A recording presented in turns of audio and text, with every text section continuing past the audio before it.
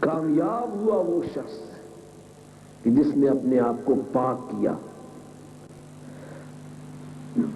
قرآن کے جملوں پر غور فرماؤ۔ کامیابی اور سکسیس کے لیے طہارت ضروری ہے۔ عورت جب برتن میں کوئی سالن ڈالتی ہے، کھانے کی کوئی چیز ڈالتی ہے، وہ دیکھتی ہے برتن صاف ہے۔ اگر برتن صاف نہیں ہے، میلا برتن ہے، یوزڈ برتن ہے، تو کھانے والی چیز اس میں نہیں ڈالتی۔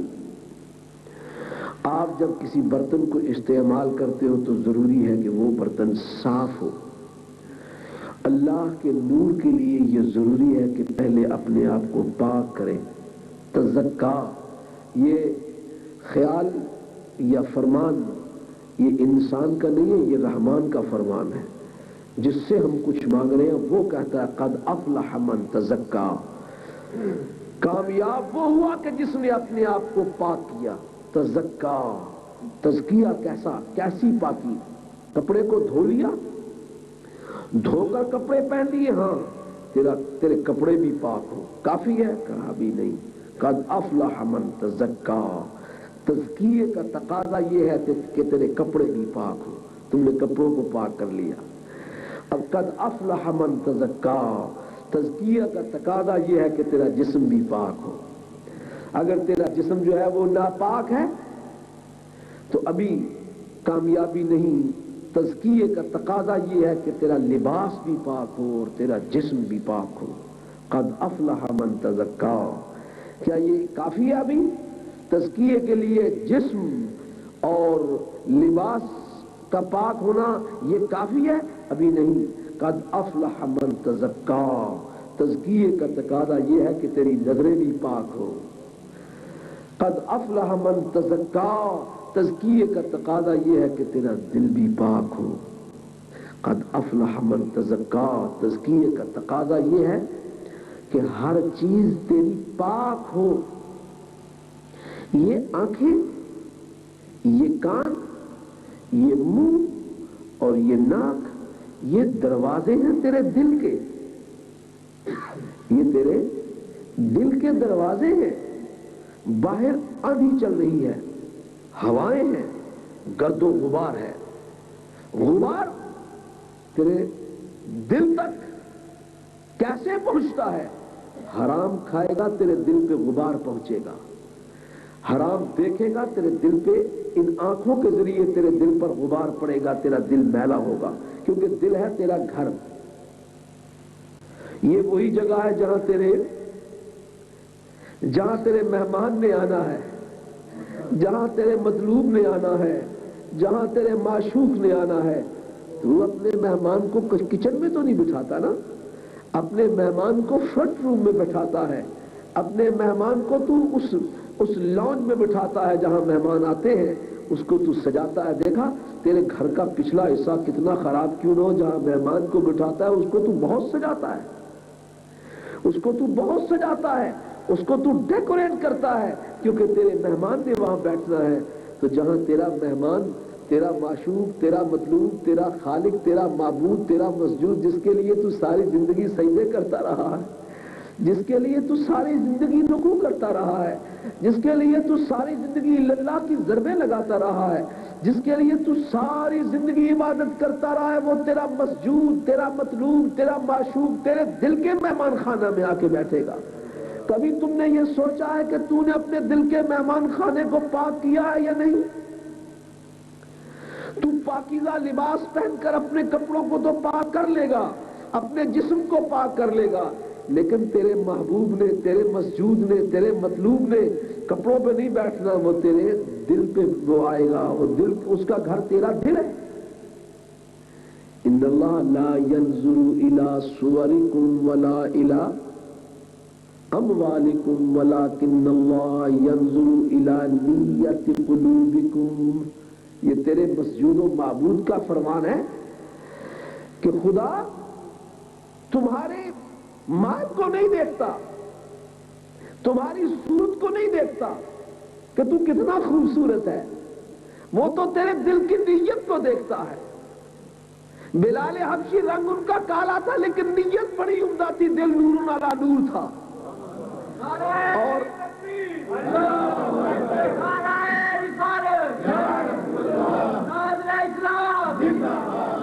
ابو لہب جو تھا، ابو لہب، لہب جو ہے وہ انگارے کو بھی کہتے ہیں،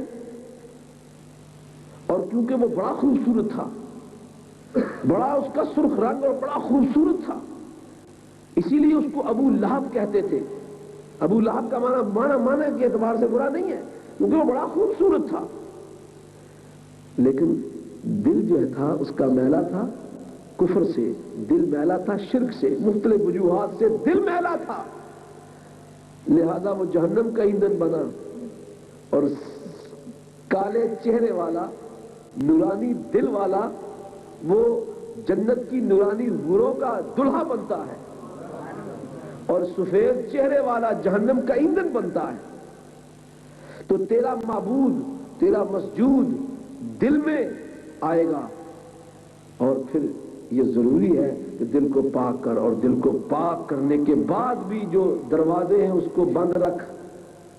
یہ نظریں تیرے دل کی طرف جاتے ہیں، یہ نظروں کی دو آنکھوں سے، یہ دروازے ہیں تیرے دل کے، یہاں سے جب تو دیکھے گا تو اس سے تیرا دل میلا بھی ہو سکتا ہے، دل نورانی بھی ہو سکتا ہے۔ دیکھا، اگر تو حرام چیزوں کی طرف دیکھے گا، گناہ کی چیزوں کی طرف دیکھے گا، تیرا دل میلا ہوگا۔ اگر تو کعبے کی زیارت کرے گا، تیرے دل میں نور آئے گا۔ النظر الی الکعبۃ عبادت، تو کعبے کی طرف دیکھے گا تو اس کی عبادت ہوگی۔ النظر الی وجہ علی عبادت، حضرت علی کی طرف دیکھنا عبادت، کعبے کی طرف دیکھنا عبادت۔ حضور نے فرمایا النظر الی الفقیہ عبادت، فقیہ کی طرف دیکھنا عبادت۔ اور پھر ایک حدیث میں آتا ہے النظر الی الوالدین عبادت، ماں باپ کے چہرے کو دیکھنا بھی عبادت ہے، لیکن یہ حصول ثواب کے لیے، پیسے لینے کے لیے نہیں۔ اگر آپ نے صرف مطلب براری کے لیے اس کی طرف دیکھتے ہو تو کوئی ثواب نہیں، اگر اس لیے کہ اللہ کے محبوب نے فرمایا ہے ادب سے، ادب اور پیار سے اپنے ماں باپ کے چہروں کی طرف دیکھو گے تو بھی عبادت ہے۔ تو نظروں کے اس آنکھوں کی ونڈو پر کنٹرول کرنا ضروری ہے۔ اگر ترو تازہ ہوا ہے تو کھول دو، آکسیجن آئے گا، اگر غبار آتی ہے تو بند کر دو۔ کانوں کے یہ دروازے ہیں، اس پر بھی پہرا لگانا ضروری ہے۔ اگر تم نے بری باتیں سنی، غیبت اور چغلی سنتے رہے تو دل جو ہے وہ میلا ہوگا۔ اگر بری باتیں سنتے ہو تو دل تیرے مسجود کا مہمان خانہ جو ہے وہ میلا ہوگا، تیرا مسجود و معبود اس کو پسند نہیں کرے گا۔ تیری یہ منہ کے اندر زبان ہے، اور پھر یہاں سے جو تو کھاتا ہے، کھانا پینا اور تیری گفتگو، یہ بھی ایک دروازہ ہے تیرے دل کا۔ اگر حرام کھائے گا 40 دن عبادت قبول نہیں ہوگی۔ اگر تو غیبت کرے گا، جیسے تو نے حرام کھایا، 40 دن تیری عبادت قبول نہیں ہوئی۔ اور اگر تو غیبت کرتا ہے تو قرآن فرماتا ہے تو بھی یہ بھی تب بھی حرام ہی کھا رہا ہے۔ یہ ایسے ہی ہے جیسے مردہ بھائی کا گوشت کھاتا ہے تو، اور جب مردہ بھائی کا تو گوشت کھائے گا تو وہ حلال تو نہ ہوا، وہ حرام ہوا۔ اگر چھوٹے سے ایک حرام کے ٹکڑے پر تیرا 40 دن کی دعائیں قبول نہیں ہوئی، اور اگر سارا دن تو غیبت میں گزارتا ہے تو کتنے دن کی تیری دعائیں قبول نہ ہوگی؟ تو تیرا دل میلا ہوگا یا اس میں نور آئے گا؟ تو دل کے اندر، دل کی طہارت کے لیے، دل کی صفائی کے لیے یہ ضروری ہے کہ تو اس کی طرف توجہ رکھ، اور پھر قرآن کا فیصلہ دیکھ۔ جس نے تجھے پیدا کیا ہے اس کا فرمان دیکھ، قد افلح من تزکا۔ فلاح اور کامیابی اسی صورت میں ہے کہ تو اس کو پاک رکھ، اور پاکیزگی کے لیے ضروری ہے جو اللہ کے رسول نے تمہیں فرمایا ہے تو اس کے مطابق اس کا علاج کر اور اس کی توجہ رکھ۔ اور اگر تو اس پر توجہ نہیں رکھتا، اگر تیری توجہ نہیں ہے، تم نے اس نظام کو نہیں سمجھا جو اللہ کا رسول نظام لے کے آیا تھا۔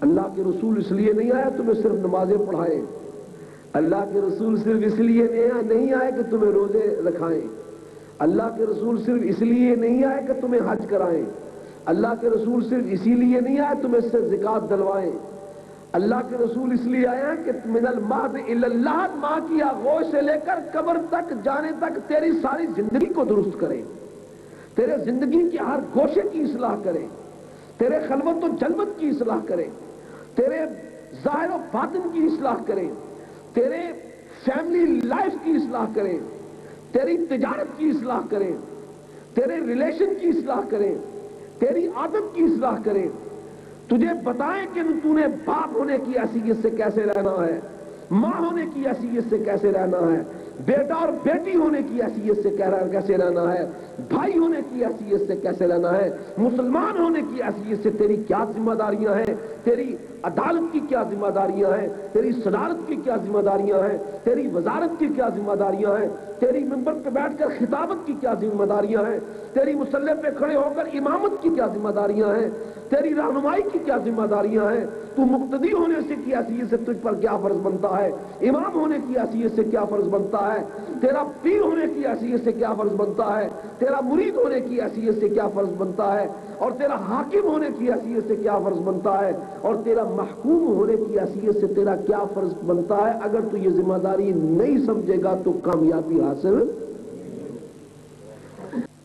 اس کے لیے وہ ہمیں نظام سمجھنا پڑے گا، وہ ہمیں طریقہ کار سمجھنا پڑے گا جو اللہ کے رسول لے کے آئے ہیں، اور رسول مقبول صلی اللہ تعالی علیہ وسلم کی پوری زندگی کا مطالعہ کرنا پڑے گا۔ آپ نہیں کر سکتے تو اس کا طریقہ یہ، ان سے جا کر باتیں سنو اور غور کرو جو انہوں نے مطالعہ کیا ہے حضور کی زندگی کا، حضور نبی پاک صلی اللہ تعالی علیہ وسلم نے کس طرح زندگی گزاری ہے۔ آپ نے صرف اپنے پیر کے، آپ کسی بھی پیر کے مرید ہو، اس سے مجھے کوئی غرض نہیں ہے، آپ نے اپنے پیر کے ہاتھ میں ہاتھ دے کر اب یہ سمجھ لیا کہ اب ہماری ذمہ داریاں ختم ہو گئی ہیں، اب مرید جانے، اب پیر جانے یا خدا جانے، ہماری اب کوئی ذمہ داری نہیں ہے، یہ بات نہیں ہے۔ یہ پیر کے ہاتھ میں ہاتھ دینا یہ تو ایک ایگریمنٹ ہے جو اللہ کے رسول نے ہمیں سکھایا ہے۔ اللہ کے رسول نے بیعت رضوان لی تھی، ایک درخت کے نیچے بیٹھ کر صحابہ سے بیعت لی تھی، جس کو ید اللہ فوق ایدیہم قرآن نے فرمایا۔ وہ بیعت کیا تھی؟ وہ ایک ایگریمنٹ تھا کہ ہم دین متین پر چلیں گے، وہ ایگریمنٹ تھا کہ اللہ تعالیٰ اور اس کے رسول کے احکامات کے مطابق چلیں گے، یہ ایگریمنٹ تھا کہ اللہ کے رسول کے حکم کے مطابق جان قربان کر دیں گے۔ شیخ کا حکم اپنے مریدین کے لیے وہ شرعی حکم بنتا ہے۔ جس طرح آپ آرمی میں جاتے ہیں، آرمی کا جو کمانڈر ہوتا ہے جب وہ کہتا ہے موو، تو اس کے بعد سولجر کے لیے یہ پوچھنا ضروری نہیں ہے کہ کس قانون کے تحت آج ہمیں کہہ رہے ہو کہ موو، یہ کون سا، یہ لیجسلیشن کا مجھے حوالہ دو کہ کون سا لا یہ کہتا ہے کہ موو کرو یہاں سے، میں نے یہاں سے نہیں موو کرنا۔ اور آپ کو یہ علم ہے کہ جب کمانڈر آرڈر دے موو، تو اگر کوئی سولجر پوچھے وائی تو اس کی سزا کیا ہوتی ہے آپ جانتے ہو نا۔ اسی طرح جب شیخ کسی کام میں حکم دے، بشرطے کہ وہ حکم شریعت کے خلاف نہ ہو، یہ میرا مراد نہیں ہے کہ کوئی شریعت کے خلاف حکم دے، وہ ایک خاص درجہ ہوتا ہے جس کی طرف میں بتاؤں گا کہ کسی کو سمجھ میں بات نہ آئے، لیکن امور مستحبہ پر بعض امور ہوتے ہیں فرض، بعض ہوتے ہیں واجب، بعض ہوتے ہیں سنت اور موقدہ یا غیر موقدہ، پھر مباح۔ شیخ اگر اپنے مرید کو کسی امر مباح پر بھی حکم کرے تو مرید کے لیے ضروری ہے کہ اس کی تعمیل کرے۔ امر مباح کسے کہتے ہیں کہ اگر عمل کر لیا جائے تو ٹھیک ہے، نہ کرو تو کوئی گناہ نہیں ہے، لیکن شیخ کے لیے، یہ مرید کے لیے یہ ضروری ہے کہ وہ امر مباح کے لیے بھی اگر اس کا شیخ حکم کرتا ہے تو وہ اس کی تعمیل کرے۔